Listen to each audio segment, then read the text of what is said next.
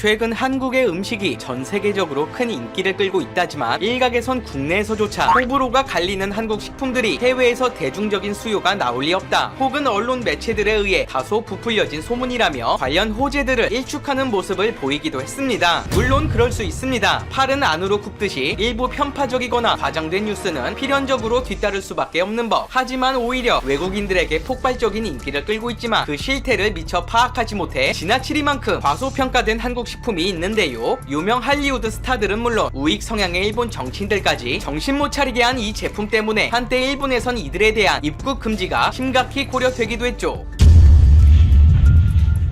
2019년 중반 전 세계에 화두가 됐던 한일 수출 규제 사건은 전국민적 대운동으로까지 번지며 그 어느 때보다 한일 양국 간의 살벌한 분위기를 연출했습니다. 하지만 이는 과거에 있었던 상황과 비교하며 그저 애들 장난에 불과했는데요. 한때 정말로 한일 간의 전쟁이 터지는 게 아니냐며 국내외 모든 군사 전문가들의 우려를 샀던 사건이 있었는데, 이는 대한항공 A380기가 독도 시범 비행을 성공적으로 운행한 직후였습니다. 당시 일본 외무상 마스모토 다케아키는 한국 여객기가 일본 영공을 침범했다며 공식적으로 항의했고, 이에 외무성 직원들에게 대한항공에 대한 불매운동 지시가 내려진 것이 확인돼 물의를 빚기도 했습니다. 당연히 한국 정부는 엄중한 항의 의사를 전달했지만, 그럼에도 일본 자민당 의원들은 독도가 일본령이란 것을 확고히 하기 위해 울릉도 시차를 강행하겠다고 선언했는데요. 극우 역사가로 알려진 시모조 마사오가 선발대로서 먼저 입국을 시도했으나 한국 영토에 정치적인 목적을 가지고 입국했다는 이유로 거부당했고, 이후 자민당 의원들이 차례대로 입국했으나 곧바로 저지당해 김포공항에서 한동안 체류해야만 했습니다. 당시 앞으로도 독도 영유권 문제를 둘러싼 부적절한 입국 시도에 대해 단호하게 대처하겠다는 한국 법무부의 입장에 따라 이들은 결국 계획을 실행조차 하지 못한 채 귀국해야 했는데, 논란의 사건은 바로 이때 발각됐습니다. 놀라운 건 입국 의도 자체가 한국과의 외교 마찰 때문임에도 이들은 점심으로 한식을 먹고 싶다며 비빔밥을 흡입했고, 심지어 귀국길에 오르기 직전 수행원들을 통해 비밀리에 특정 한국 식품을 사서 미리 비행기에 탑승하라는 황당한 지시까지 내린 것으로 밝혀졌습니다. 당시 일본 내에서는 독도 문제를 해결하러 갔던 의원들이 고작 한 거라곤 국민들의 혈세로 김포공항에 관광 와서 한국 음식을 먹고 돌아간 것뿐이라며 도리어 한국을 홍보해준 꼴이 됐다며 분개했고, 일부 우익들 사이에선 이들이 일본에 돌아오지 못하도록 막아야 한다며 입국 금지 시위를 벌이기도 했죠. 한편 국내 네티즌들은 도대체 얼마나 맛있는 거길래 자존심 강한 일본 정치인들이 이런 심각한 상황에서도 몰래 구매하려 했는지 그 정체에 대해 조사했는데, 허무하게도 이것은 평범한 한국산 김으로 밝혀져 모두를 충격에 빠뜨렸습니다. 그도 그럴 것이 일본은 이미 스시를 비롯한 각종 요리에 김은 거의 빠짐없이 들어가는 식재료였고, 한국 못지않게 주식으로 오랫동안 애용돼왔던 터라 굳이 한국산 김이 인기를 끌 것이라 판단하기엔 쉽지 않았기 때문입니다. 하지만 양국의 김은 김이라는 주 재료만 같을 뿐 대중성 면에서 상당한 차이를 보이는 것이 현실인데요. 일반적으로 우리가 생각하는 김은 참기름과 소금으로 간을 해 밥에 싸먹는 용도로 얇고 비린내가 없는 것이 특징이지만, 반면 일본 김은 마치 한국 김을 10장 정도 겹쳐놓은 듯한 두꺼운 느낌을 주고 있는데, 이는 일본에서 김에 구멍이 숭숭 뚫려 있으면 질이 낮은 것이며 한눈에 보기에도 까만 종이처럼 보이는 것을 정상으로 인식하는 일종의 쓸데없는 고집 때문입니다. 덕분에 그냥 먹기 거북한 두꺼운 일본 김은 주로 반찬이라기보단 무언가를 감쌀 때 쓰는 것이 보통이며, 통상적으로 뿌려 먹기 편하도록 잘게 잘려져 있거나 혹은 술안주에 쓰이는 작은 덩어리 형태의 김이 가장 일본적인 것이라 알려져 있습니다. 김의 등급을 무려 10등급으로 촘촘하게 나눌 정도로 나름 장인 정신이 있는 일본이었지만, 이 같은 대중화의 문제 때문에 전 세계에서 일본 김은 어느덧 한국 김의 상대조차 되지 않고 후퇴하는 모습을 보이고 있는 것이죠. 맛과 대중성 등등 불편함은 둘째치고 범용성도 가장 큰 문제로 지적받고 있는데, 비닐을 벗기는 순간 반찬과 술안주, 과자로 쓰이는데 아무런 문제가 없는 한국 김과는 달리 용도에 따라 가공법이 천차만별이며, 심지어 같은 종류에서도 등급을 나눠 놓은 것이 화근이 된 것인데요. 심지어 이미 일본 본토에서마저도 한국산 가공김이 30%가 넘는 시장 점유율을 가져가고 있으며, 한국을 방문한 일본 관광객들이 유독 한국김을 보며 싹쓸이해 가지 못해 안달일 정도인 이유가 바로 여기에 있습니다. 오죽하면 일본 우익 정치인들마저 몰래 사가려고 한 것을 보며 이는 결코 과장된 소문이 아님을 알 수 있는데요. 한편 그 시각 미국에서는 한국에서 넘어온 이 정체불명의 검은 종이에 대해 갑작스럽게 수요가 폭발해 공장들이 생산을 감당조차 하지 못하는 상황들이 벌어졌습니다. 미국 시민들은 어느덧 맥주를 마실 때 때 고기나 감자칩이 아닌 한국 김을 곁들이고 있으며 다른 안주들에 비해 영양소가 풍부한 반면 열량이 낮은 덕에 아마존에서는 미국 최고의 해초 간식이라는 설명과 5,000개가 넘는 후기가 올라오는 등 말 그대로 열광의 도가니 그 자체인데요. 이는 유명 할리우드 스타들도 예외가 아니었는데 평소 한국을 좋아한다고 알려진 영화배우 휴잭맨의 딸이 길거리에서 김을 먹는 모습이라든지 카일리 제너가 자신의 딸인 웹스터와 함께 한국산 김을 간식으로 먹는 장면이 연달아 SNS에 퍼지며 화제가 되기도 했습니다. 한국 네티즌들은 해외 유명 스타들이 국내에서 흔하다 못해 마트에 굴러다니는 김을 먹는 장면이 이색적이다 못해 도무지 믿기질 않았는지 합성일 것이라는 소문이 돌기도 했고 무언가 김의 모양을 한 상당히 비싼 식품일 것이라는 의견을 내놓기도 했습니다. 일각에선 한국식 김이 아닌 일본 제품이 더 유명하고 잘 나가니까 일본 김일 것이라는 헛소리를 하기도 했지만 현지에서 한국어 그대로 김구이라는 표현도 심심치 않게 찾아볼 수 있다는 증거에 한 방의 꼬리를 내리기도 했는데요. 2010년 이후 미국에서 점차 인지도를 높여가던 김은 현재는 마치 포테이토 칩처럼 간식으로서 크게 유행하고 있는데 현재 오션스 헤일로라는 한국 김은 12가지 맛으로 미국 전역의 스타벅스 매장에서도 불티나게 팔리고 있으며 월마트 및 코스트코 등 웬만한 대형 매장에는 한국산 김의 코너가 따로 마련돼 있을 정도입니다. 아마존에 진출한 이후 미국에서의 인기는 히스패닉, 중국인 등 타인종은 물론 주류 소비자들에게까지 그 인기가 확산되고 있는데 2019년 한국김의 수출액은 무려 5억 8천만 달러로 수산물 수출 품목 중 압도적인 1위를 기록했으며 이는 그동안 부동의 1위 품목이었던 참치의 수출액을 아득히 뛰어넘은 수치인데다 수출에 따른 부가가치의 100%가 국내로 귀속되는 특징으로 볼 때 단연 효자 품목이 아닐 수 없습니다. 해양수산부에 따르면 이같이 놀라운 기록은 과거 2017년 이후 3년 동안 이어져 오고 있으며 지금으로부터 2년 후엔 10억 달러 수준으로 끌어올릴 계획까지 서두르고 있다고 전했는데 이를 묘사하자면 지구의 육지 면적 중 겨우 0.07%를 차지하고 있는 한국이 전 세계 생산량의 절반 이상을 책임지고 있는 상황입니다. 당연히 자신들이 최대 수출국이라 착각하던 일본은 갈등의 불이 떨어졌습니다. 일본 농림수산성의 자료에 의하면 미국과 유럽을 비롯 기타 대륙 국가들이 본격적으로 김을 소비하기 시작한다면 시장 규모는 기하급수적으로 커질 것이며 역동적으로 변화하는 시장에서 기존의 순위는 완전히 무의미해질 것이다. 일본 김 업체들이 현재에 머무르는 동안 한국 업체들은 그동안 빠르게 시장의 흐름을 읽었고 순식간에 1위 자리를 차지해 버렸다며 한국과 같이 품질의 고급화와 시장의 세분화는 물론 기존의 방법을 고수할 것이 아닌 대중에 먹힐 만한 상품 개발이 시급함을 지적하기도 했죠. 한편 코로나 사태는 한국 김의 폭발적 성장세를 견인한 주 원인으로 파악됐습니다. 그동안 해외에서는 김과 같은 해조류를 바다의 잡초라고 부르며 굉장히 꺼리는 분위기가 있었는데 오랫동안 집안에만 갇혀 지내다 보니 심심함을 타파할 무언가 새로운 종류의 식품에 대한 니즈가 폭증한 데다 해외 어린이들이 바삭한 김을 직접 씹어먹는 동영상 후기가 대히트를 치며 기존의 해조류에 대한 편견을 완전히 날려버린 것. 아몬드가 들어간 해초 크런치라는 이름의 과자는 시장에 나오는 즉시 품절되기 일쑤이며 태국과 같은 동남아 국가들을 중심으로 각종 짭퉁들을 생산하고는 있지만 한국 김의 아성에 완전히 밀려 애초에 시장에 진입하는 것조차 어려운 수준이 됐다고 하는데요. 이는 마치 뼈는 버리는 것이라고 생각하던 외국인들 사이에서 한국식 국밥이 재평가되는 것과 비슷한 상황으로 국내 기업에서조차 향후 시장이 얼마나 더 커질지 짐작조차 못한다며 행복한 비명을 지르기도 했죠. 모든 외국인들의 이빨 사이에 한국 김이 껴있는 그날을 상상해보며 오늘 영상은 이것으로 마치겠습니다.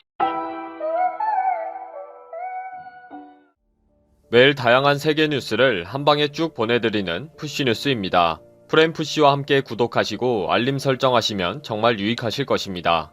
첫 번째 뉴스는 아베 정부가 아비간의 특례 승인을 졸속으로 하면 안 된다고 이사회가 성명을 발표했다는 소식입니다.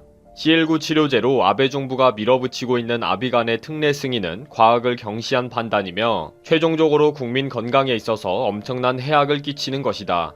적절한 임상시험을 거치고 승인 절차를 진행해야 한다. 라는 성명을 발표했습니다.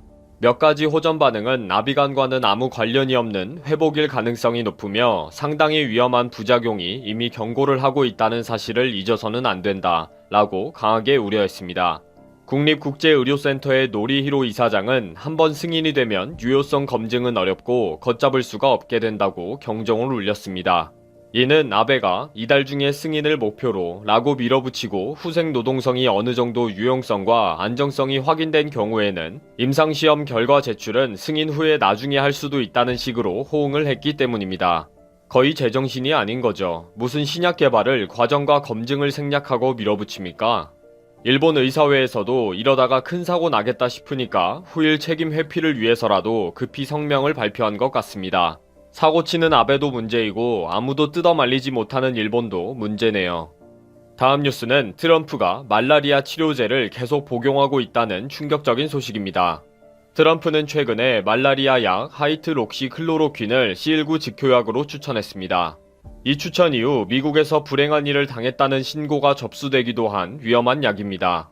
특히 이 약은 미국 제약군인회와 학술연구원이 실시한 최근 연구에서 C19에는 아무런 효과가 없으며 도리어 제약군인들이 계속 불행한 일을 당하게 할 뿐이라고 밝혀지기도 했습니다. 연구를 진행한 교수는 트럼프를 따라하다가는 생명이 상당히 위험해질 것이다 라고 경고를 했습니다. FDA나 의료 전문가들도 확인되지 않았고 추천하지도 않은 약이며 심장에 심각한 문제를 일으킬 수도 있다는 것입니다.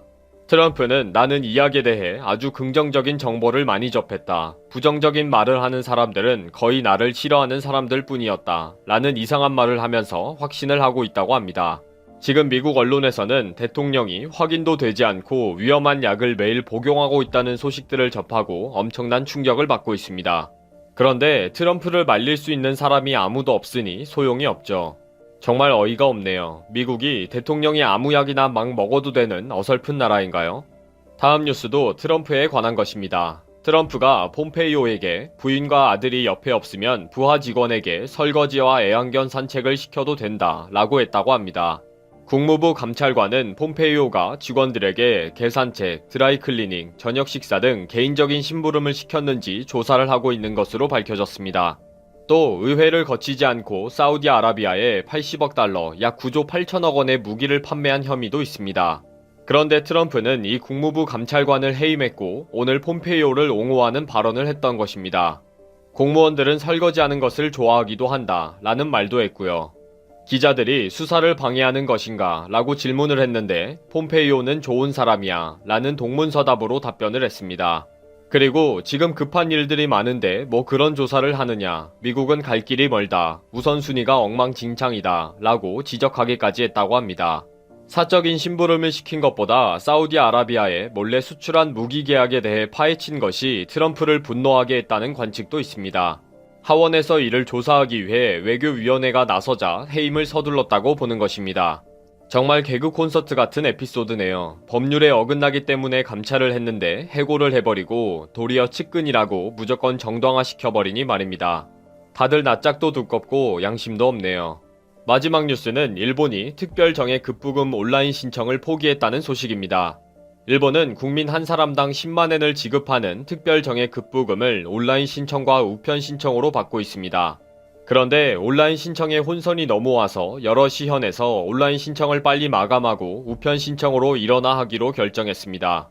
온라인 신청이 완료되었다는 확정 이메일이 빨리 오지 않으니까 여러 번 신청을 해서 문제가 되었는데 이번에는 접수한 온라인 신청서가 입력 내용들의 오류가 많아서 확인을 하는 작업에 너무 시간이 걸린다는 것입니다. 그래서 지금이라도 오류가 발생하기 어려운 우편으로 보내는 것이 차라리 빠르다는 결론을 내렸다고 합니다. 마이넘버 카드를 사용한 온라인 신청은 전국 각지의 지자체에서 혼란이 일어났는데 가구주 이외의 신청이나 입금 계좌 정보가 다른 등 기본적인 입력 내용을 출력해서 일일이 대조하는 작업이 너무 힘들다는 것입니다. 지금까지 마이넘버 카드를 활용한 온라인 신청을 여러 번 하느라고 고생한 일본인들은 이제 다시 우편으로 신청하는 것이 마음 편하게 생겼습니다.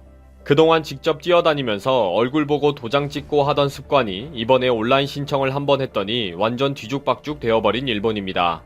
참 대단합니다. 19세기 일본, 이웃에 산다는 것이